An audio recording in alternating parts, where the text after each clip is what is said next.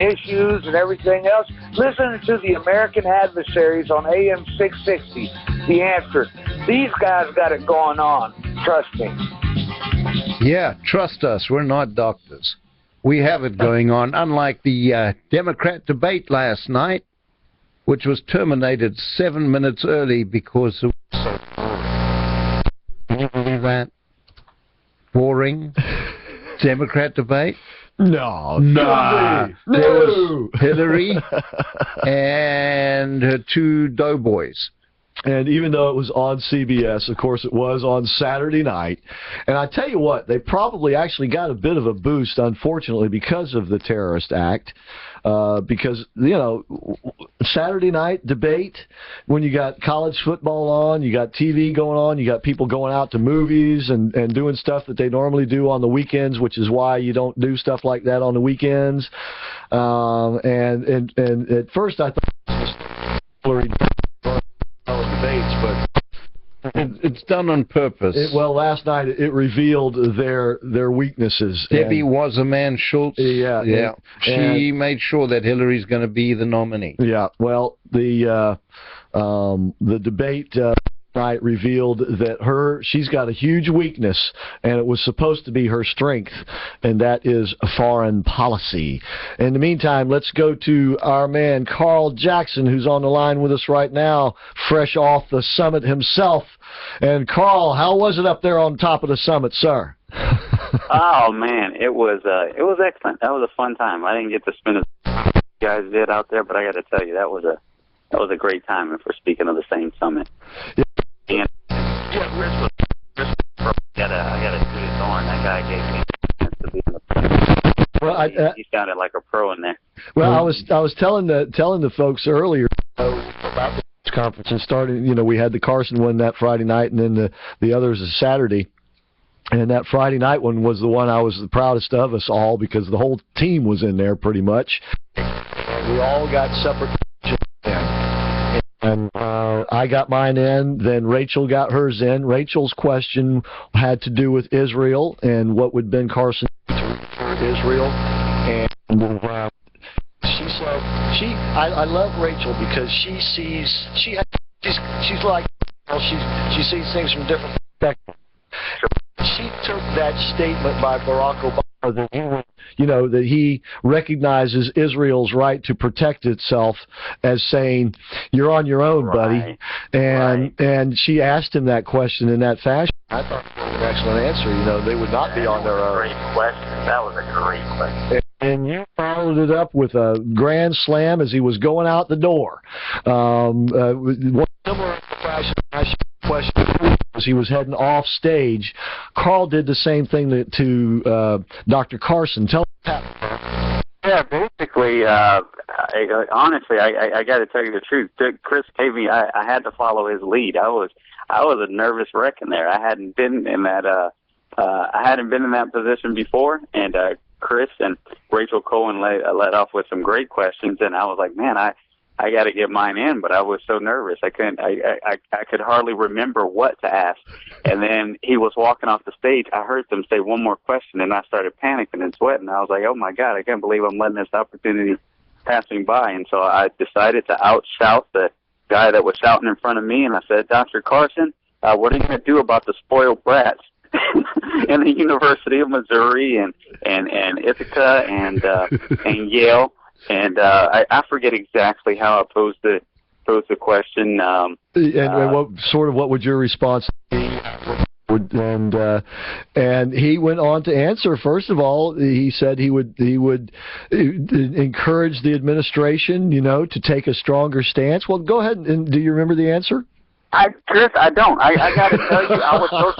I'm almost embarrassed to say it, but I'm just being honest. I was so shocked that he turned around to answer the question. I almost did not hear a word except the last couple of words. And so I was sitting there thinking, "Oh my God, he's actually answering." When he turned to answer you, the room fell dead silent. They did. And he spoke, and he answered Carl from right there. And there was no microphone. When they walk up to a podium and they answer you through, so everybody can hear. You don't necessarily hear the question, but you can definitely hear the answer. Well, he was already away from the podium on his way out the door, and when Carl said the question, and as you said, it was just you projected it. It wasn't yelling, but you projected it out, and he turned and he answered you directly, and he did that, what he does with his hands. He puts his hands together there, and he gave us a quiet, solid answer, reassuring answer that he would not be wanting to set this sort of example. He thinks it's wrong for our colleges and institutions to set this sort of example, and he would have hoped that the administration would have been tougher in their stance and not so quick to give in.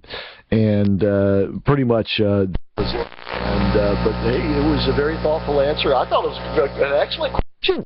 Well, I appreciate that, and I think Chris and I agreed that this man has more presence than I'd imagined, and you as well. I went in to listen to his speech, and the guys were excellent. I mean, I've seen clips on the news, and I'm like anyone else, but listening to him live, the guy really, I feel like people love him. There's a presence about him when he walked into the room. I hate that I missed Donald Trump because I expected to feel that presence. Yeah. I can tell you, though, I didn't feel it with anyone else of the other presidential candidates that I did see come into the press room. I felt it with Dr. Carson. And I mean, the guy just seemed real, genuine, well thought out. Do I agree with him on everything? No. I really think his position on the border needs to be strengthened. But I think that'll come with time. He is a guy that's thinking things through. But I think this attack in Paris, quite frankly, has to up the ante of everyone. Everyone has to take a Trump position and be totally specific when it comes to the border. I don't think you can mess around. Secure the border. A fence built has to be number one before you say anything else at this point. Well, I just saw on Drudge that the Michigan governor is now saying he's not gonna be friendly towards accepting more Syrians into the state of Michigan. And I'm like, well, took that, but it's about time, quite frankly. And they have, of course, already a large population of Muslims, not necessarily from Syria, but from various parts of Africa, including Iraq and from Syria. One quick comment on Dr. Carson, and then I want you to tell us about you did actually get to see Ted Cruz across town. Carson, when he walked in the room, it's a presence. That was the word that popped into my mind, and when Carl said it the next day, I just kind of got goosebumps, because he's the kind of guy that walks into any room, people are going to notice him. I mean, it's I don't want to say there's a glow about him, but there's just something about him. It's weird. It's weird. I hate to sound like a numbskull, but it's hard to explain except to say that he had it. As you said the other night when it was a it factor, whatever that it is. Yeah, it definitely does. And my brother said when he saw Trump speak on stage, and of course Trump didn't give a presser, and by the way, they announced that it was because of the terrorist attack and the fact that they have Trump properties in Paris. So he was go back and sort of take care of business and make sure his properties and his people were okay. But my brother said the same thing about Trump. He said as soon as he walked on the stage, he just looked like he was in charge. Yeah, and that he actually gave a pretty specific plan of his own. Perhaps it was because across town, Ted Cruz did what? Yeah, Ted Cruz laid out a point-by-point specific plan in 3 parts on securing the border. I know we won't have time to go through all of it before the break. Well, we can, if you'll stay through the break, we can pick it up on the other side. Absolutely, but I want to. This is why I think it is brilliant, and I got to be honest with you. I feel like he's trumped Trump because he broke it down in 3 parts. Now he doesn't have the personality as Trump, so I'm sure he's hoping that people will read the plan that he's put up on the website now. But it's broken down into 3 parts. The first part is securing the border.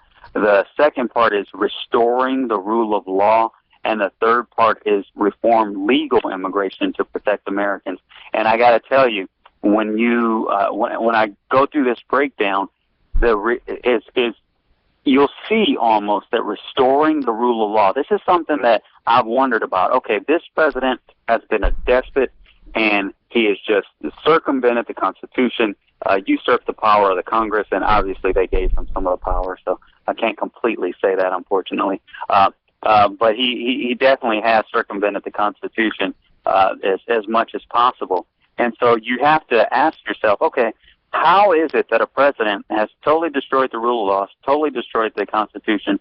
How are we going to get that back? We got 50% of Americans, or voting Americans, that are down with this president virtually, and they could care less about the rule of law because they haven't read the Constitution, and they probably think it's evil anyway. So this is why the breakdown is important. So let me start with what he starts with, and that's the section that he calls securing the border. He says the first thing that he's going to do is build a wall.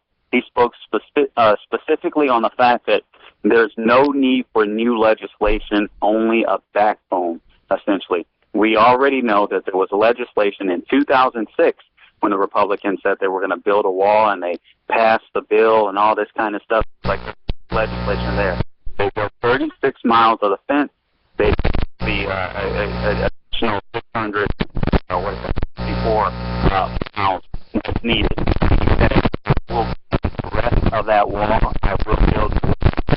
Take my word on it. I will not, whatever. He basically just made a strong statement. I will build the wall. Secondly, under the secure the border section, he said kind of triple the number of border patrol agents. Trump is saying that as well. And then he's also said he's going to increase the vital aerial surveillance and other technology along the border. Now, I got to tell you, there's some presidential candidates out there that are mentioning just this part of securing the border, and to me, it's trivial without a fence. None of this stuff works without a fence. All of this should be just a bonus, basically, after a fence is built. And so that's what I appreciate about this, because it's broken down into sections, and then that section is build a wall, and then increase vital surveillance. He also talks about he's going to finish the biometric tracking system at our nation's ports of entry. So this is all under secure the border. You guys let me know how much time I have before I go into points. You got about another minute and a half for this segment. Okay. So for the next segment, restore rule of law. So he first speaks on about the fact that this has been a president that has been accountable, that has broken the law, and we need a president that's going to take the rule of law seriously. He's going to do that. He's going to restore the rule of law. The first thing he says under the section, part 2, if you will, of restoring the rule of law is he's in all of President Obama's legal amnesty or executive orders, every single one that he's going to end. He's going to increase deportations, catch and release. He just says our laws are being enforced. It will restore our commitment to enforcement, public safety, and the rule of law, rededicating DHS to fully enforcing the law, including through deportations and returns. He spoke very strongly against these kind of sanctuary city policies. Sanctuary cities will get no federal funding. He said that is going to end. There's too many. There's 340 sanctuary jurisdictions in the United States, and he said that will stop day one, the day he's president. He said he's also going to prohibit illegal immigrants from receiving financial benefits and strengthen E-Verify. This was very important to me. He says American taxpayers should not be funding benefits for those who are here illegally, and American jobs should not go to those who are here illegally. And it goes on further, and we'll continue after the break. I'm going to hear the music back there. And by the way, that's contrary to something that Marty O'Malley said last night. We'll be right back. Don't go away. You're listening to The American Adversaries Sunday evening live 3-hour tour as the ship is coming in tonight, literally.